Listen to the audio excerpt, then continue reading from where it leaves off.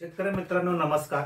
Sainath Rahane YouTube चॅनलवरती आपणा सर्वांचं या ठिकाणी सहर्ष स्वागत आहे.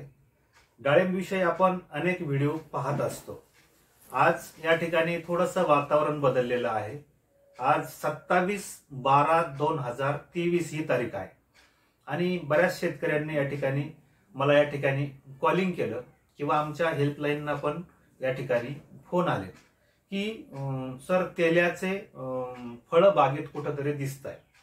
तर नियम तर असा आहे की सध्याच्या वातावरणामध्ये तेल्या हा वाढायला नको आहे, परंतु अचानक हे सिम्पटम या ठिकाणी दिसायला लागले आहेत.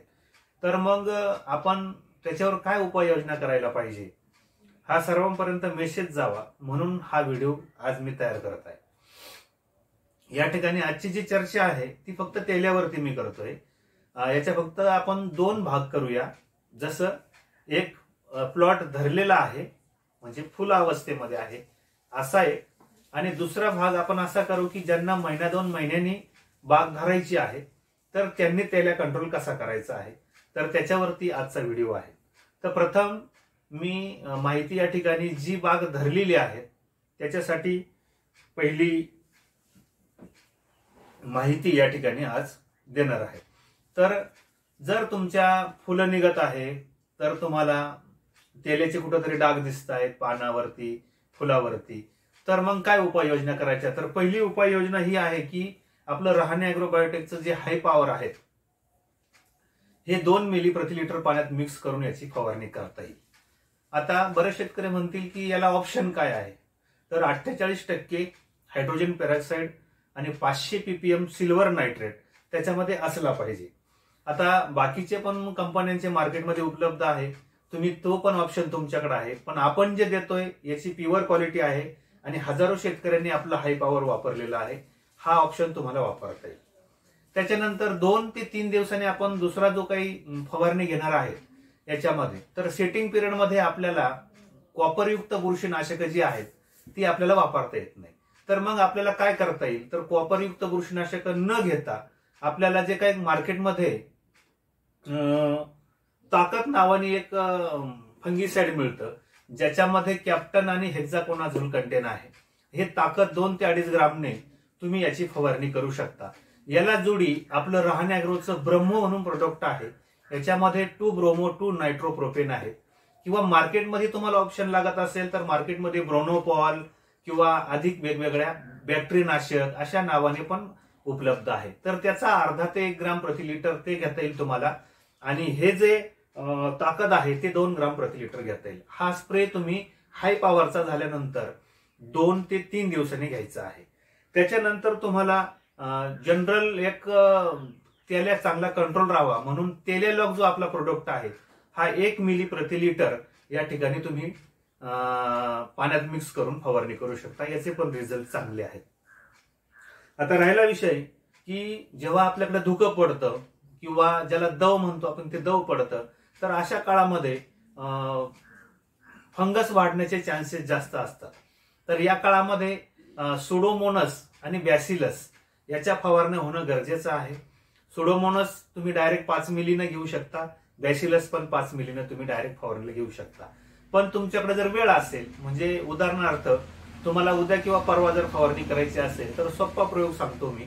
1 लिटर सुडोमोनस घ्या, त्याच्यानंतर 500 ग्राम गुळ घ्या, 500 मिली दूध घ्या, 10 लिटर पाण्यात मिक्स करा. सेम जसं सुडोमोनस टाकलंय तसंच बॅसिलस करा. 10 लिटर पाणी, 1 लिटर बॅसिलस, 500 ग्राम गुळ, 500 मिली दूध, हे 10-20 लिटर पाणी या ठिकाणी जेव्हा तयार होतं तर हे 20 लिटर पाणी तुम्ही 200 लिटर पासून तर 300-400 लिटर पर्यंत तुम्ही याचा वापर करू शकता. म्हणजे त्या पाण्यात टाकून तुम्ही बागेला फवारणी करू शकता. ज्यांच्याकडे वेळ नाही त्यांनी 5 मिली प्रति लिटर घेतलं तरी चालतं. अशा प्रकारे आपण काय केलंय थोडक्यामध्ये की एका बाजूने आपण हाय पॉवर घेतलाय, दुसरं आपण ताकद सारखं बुरशीनाशक या ठिकाणी घेतलं, तिसरं आपण तेलेलॉग घेतलंय आणि चौथं आपण काय केलंय की सुडोबॅसिलसची फवारणी केली. तर याच्यामुळे काय झालं की सर्व प्रकारे नियंत्रण, म्हणजे जैविक नियंत्रण केलंय, केमिकल नियंत्रण केलंय, दोन्ही प्रकारचं नियोजन जेव्हा करू तर तेल्या आपल्याकडे कंट्रोलमध्ये असणार आहे. आता ज्यांच्या बागा सेटिंग मध्ये आहेत अशांनी पाणी नियोजन थोडंसं कंट्रोलमध्ये ठेवायचं आहे. एक्स्ट्रा पाणी जाऊ देऊ नका की जेण्यामुळे काय होतं की आणखीन तेल्याला आपण ज्याला काय म्हणतो पोषक वातावरण म्हणतो असं होतं. त्याचबरोबर खतं देत असताना नायट्रोजन युक्त खतं शक्यतो आपण द्यायची टाळायची आहे, ती देऊ नका. जसं की युरिया देत असेल, कोणी 1261 देतं किंवा 1340-13 देतं, तर ही खतं या ठिकाणी तुम्ही कमी द्या. त्याऐवजी या ठिकाणी ड्रीप मधून तुम्हाला आपलं स्पीड 100 जो प्रोडक्ट आहे सेटिंगच्या काळामध्ये, हा जैविक ऑर्गॅनिक प्रोडक्ट आहे, याचा वापर तुम्हाला करता येईल. पीएसबी केएमबीचं स्लरी नियोजन तुम्हाला करता येईल, जेणेकरून फॉस्फरस पोटॅश हा तुमच्या जमिनीत जो पडलाय तोच तुम्हाला अटॅकून मिळेल, तर त्याचा वापर तुम्हाला करता येईल. मायक्रोन्यूट्रन देता येईल. झाडामध्ये जर चांगली ताकद असली, कुठल्याही प्रकारची डिफिशियन्सी नसली, तर ते रोगाला बळी पडत नाही. म्हणून अशा प्रकारे नियोजन तुम्हाला करायचं आहे. आता राहिला विषय की ज्यांच्या बागा अजून धरलेल्या नाहीत आणि त्यांना धरायच्या आहेत, तर अशांसाठी महत्वाची गोष्ट अशी आहे की तुमच्याकडे वेळ आहे. जर थोड्याफार प्रमाणामध्ये तेल्या दिसत असेल, थोड्याफार प्रमाणामध्ये सिम्पटम त्याचे कुठेतरी दिसत असेल, तर अशा काळामध्ये तुम्हाला 1% बोर्डो पूर्ण बागेवरती पहिल्याच दिवशी तुम्ही फवारून घेऊ शकता. 0.5% ते 1%. पण तुमच्या बागेत कुठंच तुम्हाला बाग धरायचा नाहीये, रेस्ट पिरियडला आहे, तर अशा प्रकारे पहिलं तुम्ही बोर्डोची फवारणी करा. बोर्डो घरी बनवला तर अतिउत्तम, नाही जमलं तर मार्केटमध्ये रेडी बोर्ड मिळतात विविध कंपन्यांचे, त्याचा तुम्हाला वापर करता येईल. त्याच्यानंतर हाय पॉवर ही एक फवारणी रेस्ट पिरियडमध्ये तुम्ही घेऊन टाका. एकरी साधारणतः 350 रुपये खर्च साधारण येतो किंवा 350. याचा वापर 2 मिलीनं तुम्ही करा. त्याचबरोबर सुडोबॅसिलस तुम्ही रेस्ट पिरियडमध्ये असा किंवा सेटिंगमध्ये असा, त्याच्यामध्ये तुम्हाला वापर करता येईल. तेल्यालॉगचा पण वापर करता येईल. या काळामध्ये डीएपीची जी निवडी आहे स्टोरेज काळामध्ये, तेल्यावाले जेवढे लोक आहेत त्यांनी डीएपीची निवडी वजा करा. त्यांनी 0050 म्हणा किंवा 05234 म्हणा किंवा मायक्रोन्यूटन यासारख्या फवारण्या ते स्टोरेज काळामध्ये देऊ शकतात. तर अशा प्रकारे आजच्या या व्हिडिओमध्ये मी तुम्हाला सेटिंगची बाग आणि जी रेस्ट पिरियडला आहे अशा दोन्ही बागांचं या ठिकाणी तेल्याचे सिम्पटम आता दिसत आहे, तर त्या प्रकारे नियोजन तुम्ही करा. आमचे कुठलेही प्रोडक्ट तुम्हाला लागले, म्हणजे सेटिंग किट्स लागली तुम्हाला, समजा speed 100, super capsule, commando, pickup फवारणी ग्रेड, सील फास्ट, याचा तुम्ही वापर करू शकता. किंवा या ठिकाणी तुम्हाला इतर म्हणजे मायक्रोन्यूटन वगैरे तुम्ही इतरही कंपनीची घेतली तरी काही हरकत नाही, पण योग्य बॅलन्स झाडाला जाणं गरजेचं आहे. तो जर तुम्ही दिला तर या ठिकाणी मला वाटतं सेटिंगला या ठिकाणी अडचण येणार नाही. आता सेटिंगला अजून एक अडचण आहे, विषय शेवट आठवलं म्हणून सांगतो की आपल्या बागेमध्ये मधमाशी थंडीमुळे कमी येणार आहे. ती कमी वेळ ऍक्टिव्ह असणार आहे, म्हणजे कदाचित ती 12-1च्या नंतर येईल आणि 4 वाजता परत तिच्या जागेवर जाईल.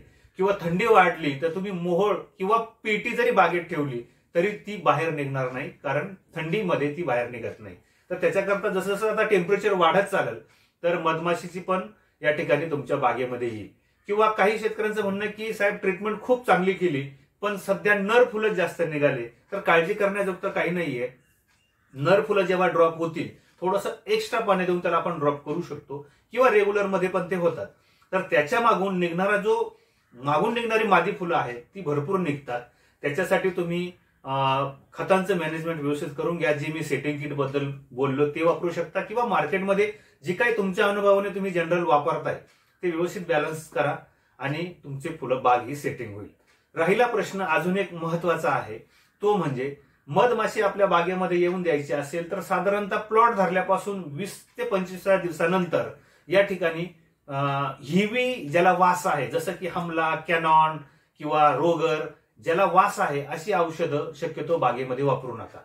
थ्रिप्स कंट्रोलसाठी तुम्हाला मग मार्केटमध्ये नीम तेल अवेलेबल आहे, करंज तेल अवेलेबल आहे, राहणं अॅग्रोचं बायो 2021 आहे किंवा इतर कंपन्यांचे बायोवरची जी काही औषधं आहे यांचा वापर या ठिकाणी तुम्ही करा अशी तुम्हाला सर्वांना विनंती करतोय. जी काही अडचण असेल, तुम्हाला काही मदत लागत असेल तर स्क्रीनवर आमचे हेल्पलाईन नंबर या ठिकाणी तुम्हाला दिसत आहे.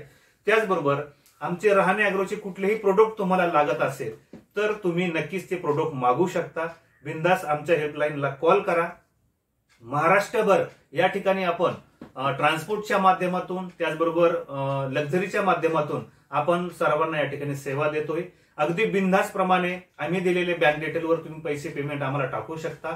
तुम्हाला मर रोगाची पीडीएफ लागली, तेल्याची लागली किंवा अन्य कुठलीही जर लागली तर आम्ही तुम्हाला पाठवू. तुम्ही काही काळजी करू नका. विनामूल्य मार्गदर्शन करण्यासाठी रहाणे अॅग्रोबायोटेक आपल्याशी सज्ज आहे. हा व्हिडिओ तुम्ही शेवटपर्यंत पाहिलात त्याबद्दल मी तुम्हाला धन्यवाद देतो आणि मी साईनाथ रहाणे आपली सर्वांची रजा घेतो. जय हिंद, जय महाराष्ट्र.